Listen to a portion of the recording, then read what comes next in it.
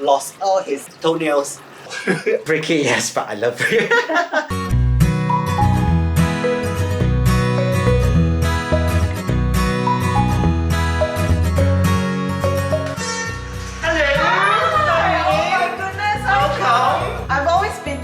On Instagram, I know, it's so nice. I can't believe this is our first time meeting. Yeah, man. Please to come in. Oh my goodness! What a gorgeous home you have. Oh my god, I don't know where to look. So amazing. Take it slow, take it slow. I know there's a lot to take in. What are these? These are made of. These are made of egg trays. Oh. Yeah, they're supposed to be wisteria. I haven't got a chance to visit Japan yet, so I'm creating my own wisteria garden here. What would you say your deco style is?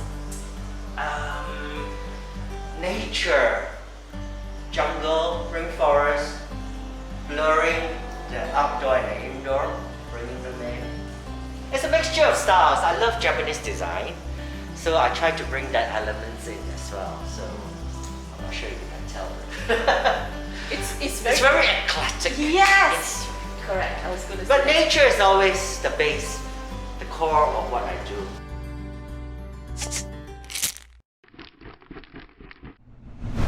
It's been 2 years since I started using a different medium.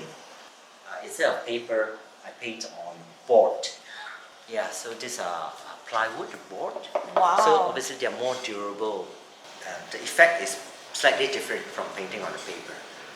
Because you get the texture of Yeah, the board as well. yeah. And the paint sticks on it better. Yeah. This acrylic? Acrylic, yes. And you do workshops as well, right? I've seen you with some I have of our done friends. workshops and classes. I think this is quite a good place to do that sort of creative things. Oh, these are really cute as well. This is like resin. Resin, yeah. Acrylic paint. Yeah. And that's resin. Looks like a lot of work because it's like 3D. Each layer, it will take about 12 hours. I leave it overnight for each layer of resin to cure properly. This one has got at least 30 layers, so you can imagine. But the more layer it has, the more effective it is, obviously. Oh my gosh, this is so gorgeous. But at that time, I could not afford this so-called trendy, expensive plants. So I tend to paint what I cannot grow or cannot afford to buy. So Which is a good idea. doesn't die. Yeah, it doesn't No die. need watering, no rotting. I'm mind blown. These are some of my work which I did when I was still in the UK. This is when I first started. I call it botanical inspired because to be a true botanical artist, you have to be very, very accurate in the depiction of the subjects. But because I'm colorblind, Are you? I'm colorblind, so I cannot depict any of my subjects accurately. So now I call myself, or rather the painting that I do, as botanical inspired art. And you're a self-taught artist, right? Yeah, mostly. Yeah. And then you dabble in so many things. Jewelry making. Look at this piece. I get very impatient. I want to see the end results quite quickly, so I tend to work long hours just to get as much done.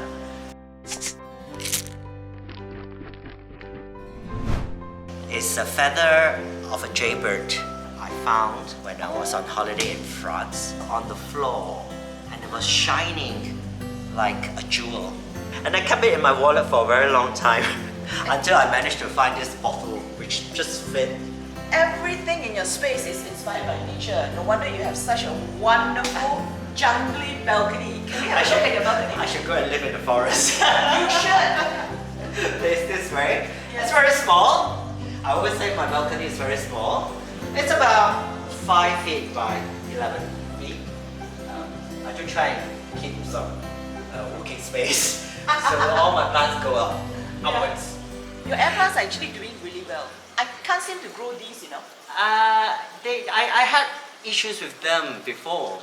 Then I found out that all they really want is water. A lot of it. Okay. Twice if you can. Not just misting, proper watering. Dunk it in water, they love it. Which is your favorite plant here? Oh, that's not fair. That's all. I knew you were going to say that. Fair. Oh, look at how many jewel orchids you have. I started with just one pot. A friend gave me a few of this, and then over a year, I managed to get 10 pots out of it. Oh my goodness. So they do very well here, which I'm very surprised. This is the Lutetia, this color? Lutetia, this color, yes, yes. The sun comes up from there, so east is there. Southeast is quite a good sun because it's a... When it reaches here, yes. Yeah.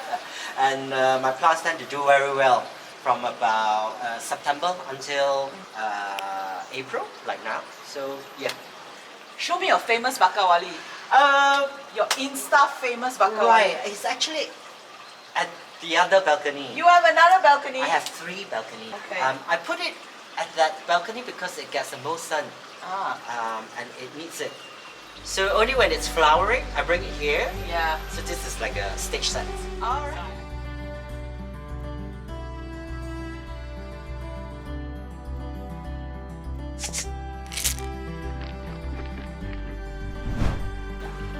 This is my miniature Bakawali. That's a common name. Its scientific name is Epiphyllum pumilum. I have this for like maybe 3 years. At first, it was struggling to flower. That's because it wasn't getting enough sunlight. So after I moved it to somewhere where it's getting enough sunlight, it started flowering non-stop for me. So for like 2.5 years, I get this plant to flower like every month. And every time the quantity, the numbers gets more and more. A lot of people ask me how I get it to flower. So 3 things. First is enough sunlight. Secondly is frequent fertilizing, once every fortnight. Secondly, regular watering. It likes water. It doesn't need a very big pot. Bakawali or Epiphyllum in general likes to be root bound. So that's the 3 main tips I can give anybody who wants to grow this and want it to flower. I'm really into Epiphyllum. Yeah. So I've already collected the 3 most common species that we can find in Malaysia. Trying to grow foreign species which has got colored flowers, but it's not very easy, but I'm trying. I'm willing to give it a go. It's not easy because of our weather. Of our weather, yes. For us here, the best way to do it is to graft it instead of planting it straight into substrate. For some reason, they do better if they are grafted.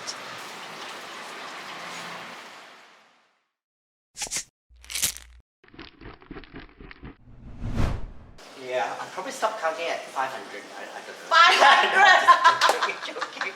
Lots of Hoya, I can see. Yeah, the idea is to let the Hoya grow as they like, so that it will cover this perimeter and it will flower.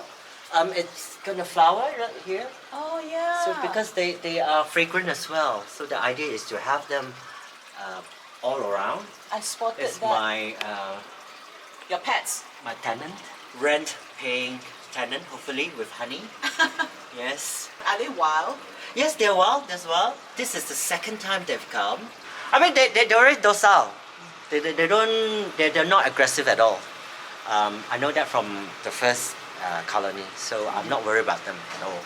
Red dwarf honeybee. Ah. I love my Hupesia. They Yes. really give me that jungly Yes. feel. These are like the primitive plants, Yeah, right? I love them. If only I have more space, I would have them all over the place. This is especially pretty. The shoelace. Is this the shoelace? No, it's not the shoelace. Fish. What is it This called? is fish scale. Fish scale. Yes. Yes. Yes. Yes. The many types, they look similar, Yes, yes. but they're actually very different. You are the Hepusia, the Hoya, the Bakawali guy. Enthusiast. Don't call me an expert. Don't call me Sifu. You're a Not master comfortable. Sifu. Not even a Sifu, master Sifu. Yeah, I got this Cetosperma mercusii when it was about 2 feet tall. I know that it will get quite big. At the nursery where I got it, they have mature plants which are over 1 story high. I thought it would require a lot of sunlight, but this plant, for some reason, does not need that much sunlight. That's why it can grow here on my balcony, which is mostly shaded. I put water lily fertilizer once every 2 weeks.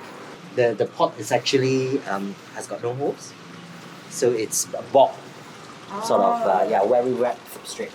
Bog situation. Yeah. Yes. Again, this is to recreate nature.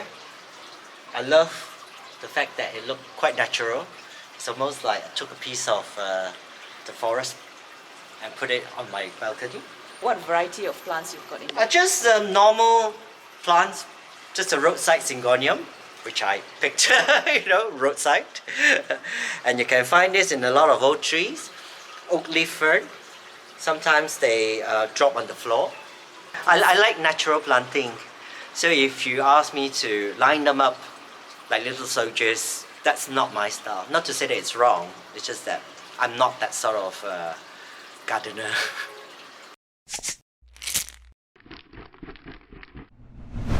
I think I've got my gardening interest from a very young age, because I remember my childhood home used to be filled with lots of plants, especially orchids. I think my grandfather was a very keen gardener, so I must have got it from him. It's a very gradual process. It wasn't like one day I woke up and thought to myself, I'm going to start gardening.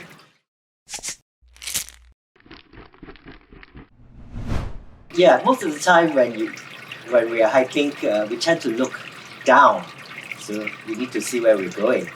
But sometimes you need to look up as well to see what's up there. Look at the surrounding. You start to notice how certain plants coexist, the symbiosis relationship with other plants and the host. So we try to emulate that in our own garden. Well, I try to. And also, I'm personally interested in tropical plants, forest plants. So I also try to emulate the substrate that we find on the forest floor. So I try to do my own substrate mix so that the plants can thrive in my garden. So do you go around collecting leaf mold? Yes, I do actually. I go out just outside there, collect tree barks, dry leaves, feeling a bit sheepish as well sometimes when people walk past and ask me what are they for. So I just tell them it's for gardening.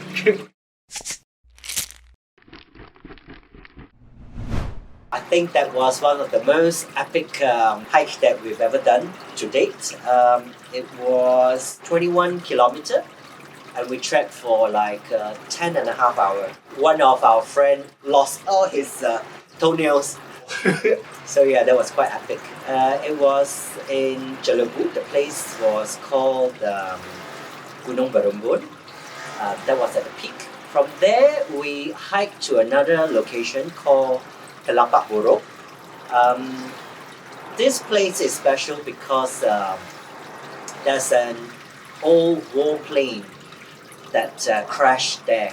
It's a Royal B-24 Liberator, yes.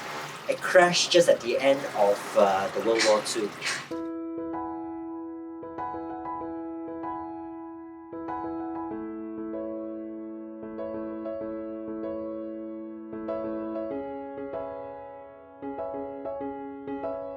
Thank you so much for inviting us into your wonderfully artful home. Okay. Well, thank you for coming today. Here's a little gift for you. Wow! It's a Hoya. Yes, this is a big leaf Hoya. Thank you so much. It's so beautiful. Hoya latifolia. Wow! I know you'll take good care of it. Oh, I hope it doesn't die. It won't. Walking to Chock's home is like walking to an art installation. Everything from his interior decor, to his artwork, to his sky garden is a testament to this man's creativity and talent. To be able to conceive something in imagination and then realize it with your own two hands must be one of the most satisfying things. And to be able to live among nature and art must be truly fulfilling to the mind, heart, and the soul. If you'd like to follow Chock, I've attached his Instagram link in the description box below. Guys, I hope you've enjoyed this week's episode of My Space, My Plants with Chock. If you have, please give me a thumbs up and please consider subscribing to the channel if you haven't yet. Thank you once again and join me again in the next episode. Bye!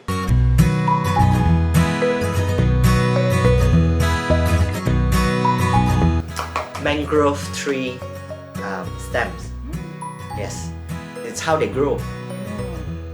I just find it a bit It's a bit freaky. freaky, yes, but I love it. In a bird cage, so you know, it's got some sort of meaning. Hanging heart. No, Trapped heart. Trapped heart, you know, that sort of thing. So an installation